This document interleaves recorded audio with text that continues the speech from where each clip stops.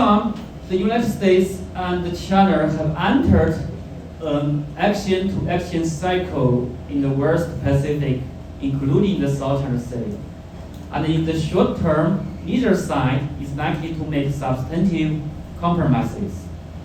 Now, the choice, just my personal opinion, now the choice of third parties, including Southeast Asia countries, is more and more an important variable in the strategic competition between the United States and China. If Southeast Asia countries don't choose sides in the China-US strategic competition, or don't support the China-US strategic competition, the deteriorating trend of China-US strategic relations will be elevated to a great extent. On the contrary, it will further fuel the flames. In terms of maritime disputes, the status quos are increasingly difficult to maintain. Some claimants adjust their maritime claims according to the South China Sea arbitration ruling and ask for a much higher price in the negotiation and the interaction with China. Stimulated by the US intervention and the South China Sea arbitration ruling, unilateral oil and gas development activities in disputed areas of South China Sea are also intensifying. As for the status quo of occupations on the features of the spread islands, although it has been maintained in general, there are also some bad signs. There are rumors here that China will occupy some new uninhabited features, but as far as I know, Beijing has no such plans.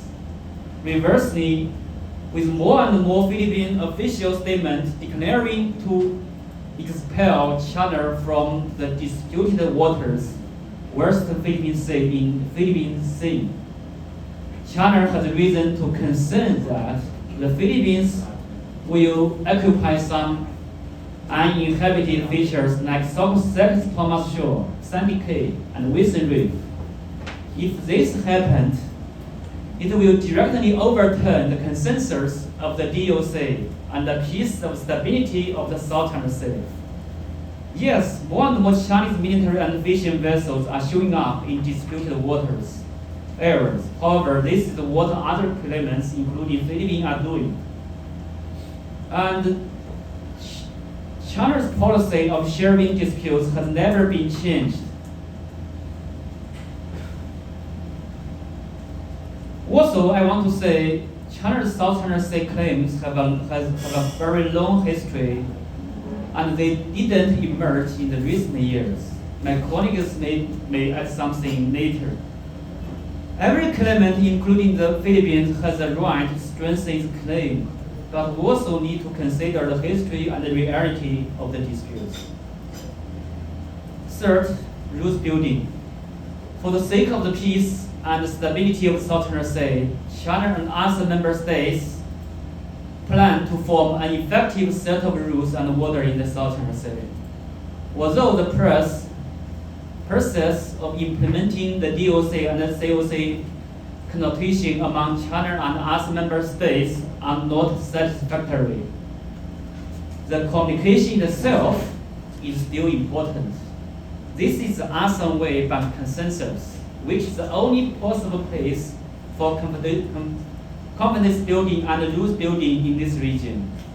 No matter what the final outcome of the COC connotation is, COC is not the end of the rules building of the South China Sea. Last thing I want to say is maritime disputes are not the whole of China-Philippines relations. In my personal opinion, just a piece of the whole relationship. I sincerely hope that Beijing and Manila can manage the maritime disputes well. I should stop here. Thank you.